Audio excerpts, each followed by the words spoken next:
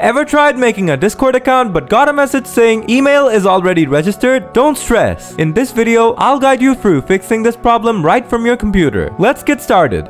Now, this error happens when you accidentally made an account with the same email. But don't worry, you can reset that Discord account's password and gain access to it. To do that, first open up Discord on your computer. Then enter your email in the first field here. Next, click on Forgot Your Password under the password field. And you'll see a message pop up telling you that password reset instructions have been sent to you. Just click OK. Then check your inbox for an email from Discord about resetting your password. Next, open the email. Then click on the Reset Password button and this page will load up.